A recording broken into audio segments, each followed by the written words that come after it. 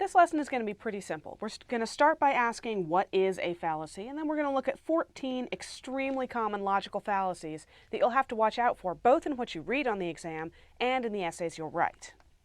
So to begin with, what is a fallacy? Well, a logical fallacy is an error in reasoning. It's a flaw in logic. It's where your brain makes a mistake, where you're not paying enough attention, where you're not thinking things through.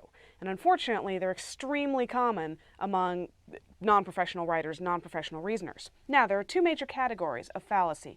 Inductive fallacies arise when an arguer leaps to a conclusion on the basis of insufficient or wrong evidence. He doesn't have the right evidence, he doesn't have enough, but he leaps to a conclusion anyway. It's an inductive fallacy. We'll look at some examples.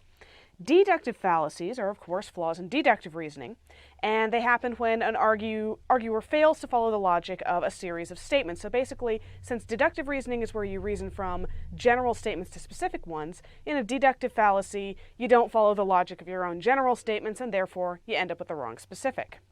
Now, here's the problem. Many writers use fallacies in place of actual reasoning. You'll see them used often in advertising, in political discourse.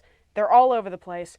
Do not be fooled, especially on the exam, because I guarantee you, if there are logical fallacies in the passages you're writing about, the essay readers for the AP test will know about them, and they will expect you to spot them. So, if you see a logical fallacy, don't be fooled.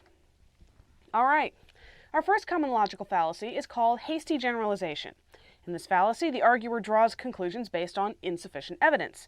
Many prejudices and superstitions are the results of hasty generalizations. So basically, somebody has only a couple of data points and they draw a big conclusion from it that isn't really supported by the data they've got. So our example here is, all Asians are naturally better at math than people of other ethnicities. You meet a couple of people who are of Chinese or Japanese or Korean extraction or whatever.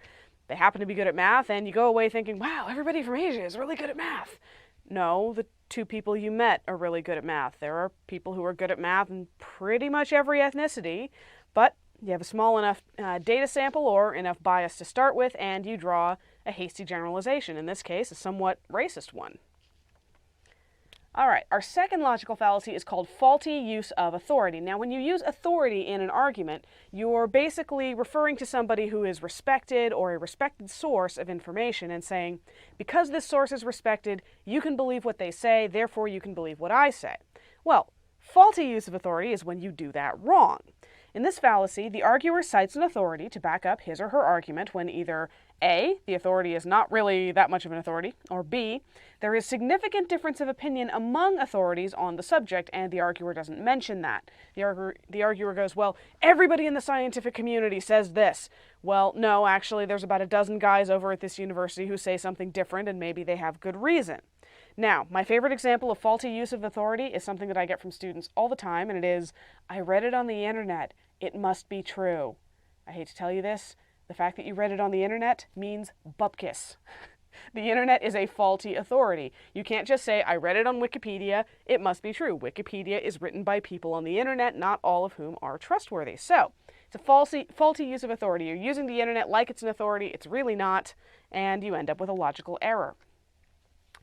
Our third logical fallacy is probably my favorite, mostly because it's so insane. It's called the post hoc fallacy. Now, it comes from the Latin phrase post hoc ergo propter hoc, which means after this, therefore because of this. Basically, this is a doubtful cause fallacy.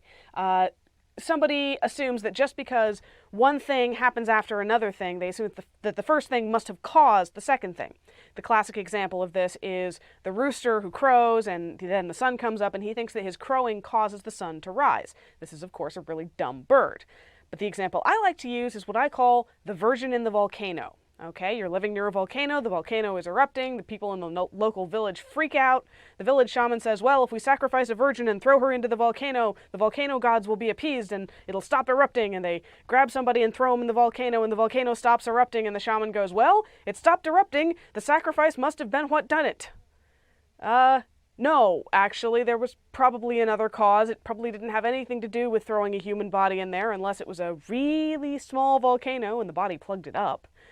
But again, because one event followed another event, somebody assumed that the first event must have caused the second. They made the post hoc fallacy, and this is how people get thrown into volcanoes. Don't do that. Don't engage in the post hoc fallacy, and definitely don't throw people into volcanoes. All right, our fourth kind of logical fallacy is the false analogy. Now, of course, an analogy is a comparison between two things with an eye to helping the listener or the reader understand the more abstract or complex thing. So in this fallacy, the arguer makes an analogy, as the name would suggest, without proving the connection to the two things being compared. Basically, he doesn't prove that they're actually analogous. So the example we have, I swear I've actually seen someone say this in an academic paper.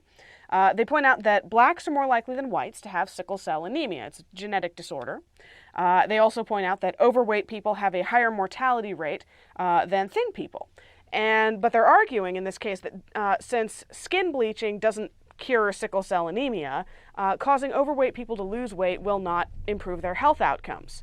Well, in this case, this is a false analogy. There actually is a direct connection between being overweight and having certain types of heart problems and other disorders, whereas there isn't a direct connection between skin color and sickle cell anemia. It's connected to a different set of genes. So this is a false analogy, and it leads people to do and say some very stupid things. All right. Our fifth logical fallacy is another Latin one, ad hominem. You notice how many of these things are named in Latin? That's because most of these fallacies are hundreds, if not thousands of years old. That tells you how common they are. An ad hominem fallacy comes from the Latin phrase meaning against the man. And in an ad hominem fallacy, the arguer attacks the person on the other side of the argument rather than his or her ideas. It's sort of the grown-up version of when you're kids and you're arguing with your sibling and your sibling says something and you say, well, you just say that because you're a stinky poop face. Well, maybe your brother is a stinky poop face, but that doesn't mean he's wrong. So the classic example here is somebody saying, well, what can a Catholic priest tell us about being married? Why should he be advising people on having a good marriage? Catholic priests are not allowed to marry. Well, that's true. They're not. They probably don't have any personal experience of being married. But in many cases, if the priest you're talking about has been advising people for 20 years on having good marriages, he might know just a little bit more about it than you do. So attacking the person doesn't actually destroy the argument that this person is wise and perhaps you should listen to them. All right, the false dilemma or black-white fallacy. In this fallacy, the arguer insists that only two alternatives exist. It's got to be one or the other, even though there may be other possibilities in the situation. Now, you may be asking, who's the guy with the funny gray hair? That is the Shah of Iran. And he was asked in 1975 why he didn't allow the people in his country a little bit more freedom. He had a very authoritarian government, and I believe it was the New York Times asked him, why don't you, let people have a little bit of a say in their government? And he said, what's wrong with authoritarianism? Is anarchy better? Well, of course, there are options in government other than just authoritarianism or anarchy. There's democracy and a whole bunch of other possibilities. So he was drawing a black-white fallacy. He was making it sound like your only choices in government are authoritarianism and anarchy, and I've chosen the right way. Well, in fact, there's a whole bunch of gray between your black and white, and you're wrong. So it's a fallacy. It's called a false dilemma or black and white. Don't use it, and don't let other people get away with it. All right, our seventh fallacy is called the slippery slope. And in this fallacy, the arguer claims that taking a first step will lead inevitably to a second, usually undesirable step. Basically, if we do this one small thing, then the next thing you know, disaster for everyone. Now, I should point out, this is only a fallacy if the arguer does not provide evidence that this will actually happen. If the person does have evidence that if you take this first step, then this other bad step will inevitably follow, okay, it's not a fallacy, it's a good argument, and you should listen. But if they don't have any evidence, then it's a slippery slope fallacy, and you are in trouble. This is actually a historical example. At the entry of the United States into World War II, we instituted a military draft, and a lot of people said that if we draft a bunch of people into the military, this is the first step toward America becoming a fascist country. Many people believed this right up until 1945 and 1946, when all of a sudden 10 million draftees were demobilized and not in the army anymore, and hey, what do you know, we weren't Hitler's Germany. So this is a very common fallacy. You want to avoid it. If somebody does not give evidence that the first step will lead to the second, then what you have is a slippery slope fallacy. All right, our eighth kind of fallacy is called begging the question. You say something that begs the question. In this fallacy, the arguer makes a statement that assumes that the very question being argued has already been proved. Extreme examples of this fallacy are called circular reasoning. You might have heard that term used. And our example here is something that was often said during the 1970s, 1980s, during the, I think it was about the second or third wave of feminism. Anyway, the argument was women should not be permitted to join men's clubs, because there are a lot of women trying to join gentlemen's clubs, because the clubs are for men only. Well, we weren't arguing about the definition of a men's club. We were arguing about whether there should be gender-exclusive clubs at all. This argument assumes that there should be gender-exclusive clubs, and therefore the clubs should remain gender-exclusive. So the person making this argument is assuming that the point they're trying to prove has already been proved, so they can argue that the point should be proved. Well, then you're going round and round in a circle, and pretty soon you get nauseous. So, begging the question, circular reasoning, watch out for it, and don't use it in your own argument. Okay, the straw man, ever popular, especially in politics. In this fallacy, the arguer attacks a view similar to, but not the same as, the one his or her opponent holds. It's called the straw man fallacy because instead of attacking your actual opponent in his or her arguments, you're attacking something that looks kind of like them. So the images of a dummy stuffed with straw that's used to distract, for example, a hunting dog or a police dog from what it's actually supposed to be going after. So our example here is Richard Nixon, former president of the United States. When he was running for Congress in the early 1950s, he was accused of misappropriating his campaign funds. Basically, he was accused of helping himself to some of the money out of a fund. It was illegal. He insisted he hadn't done anything of the kind, and he went on TV and he gave a very famous speech, which is now called the Checkers speech. And he talks about how, well, we did receive one gift from a supporter after the election, and of course everyone listening to the speech is waiting for him to admit that somebody gave him $10,000 or whatever.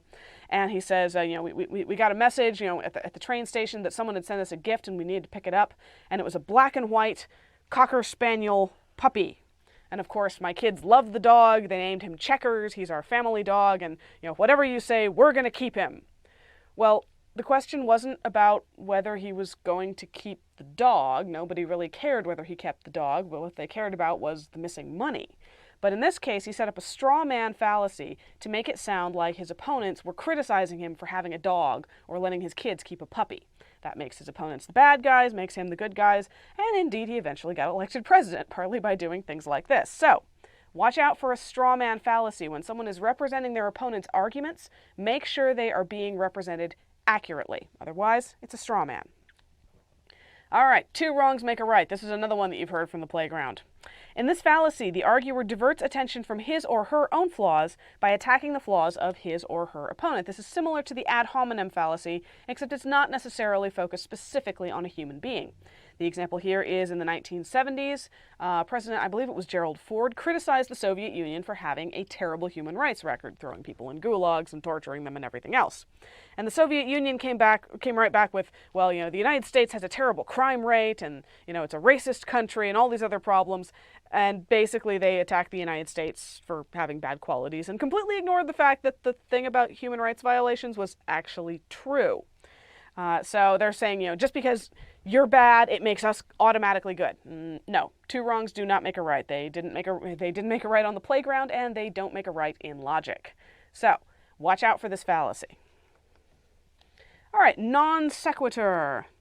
This is another favorite one. I just love the ones with names in Latin. This is from the Latin for "it does not follow."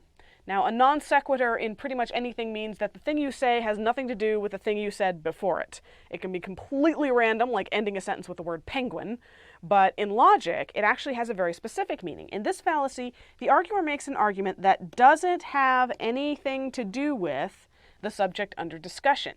Now, our example here is a quote from Donald Trump, who was saying that he always distrusts presidential candidates who start out by saying, well, I came from nothing, my family was poor for generations, and he says that makes them idiots. You don't want anybody being president who, comes from nothing or grew up poor. He says, do you want someone who gets to be president and that's literally the highest paying job he's ever had? Now, he's implying that it's an issue of experience, but in fact, there isn't a strong correlation between making a lot of money or being successful in business and being a good president. We've had several excellent presidents in this country who were terrible businessmen. So it's a non sequitur. The question of money doesn't really have a lot to do with qualifications to lead a country. So it doesn't follow, it's a non sequitur, and you don't want to let people get away with that one. All right, number 12, the ad populum fallacy, the ever popular ad populum fallacy. This comes from the Latin meaning "to the people." And in this fallacy, the arguer makes an appeal to the prejudices of the people, the large group of people who are reading the argument. One common form of ad populum is an appeal to patriotism.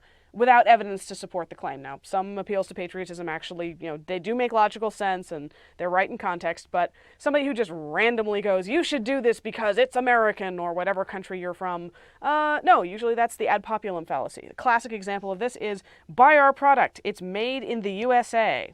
I can't tell you how many products I've seen that had made in the USA and a big sticker on the package.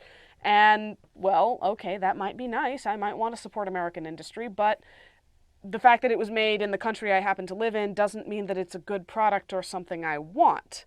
So someone is appealing to the prejudices of people in the United States by, who believe that anything made in the United States is better than anything made anywhere else, and it's an ad populum fallacy. So, don't want to let people get away with that one. All right, number 13, appeal to tradition.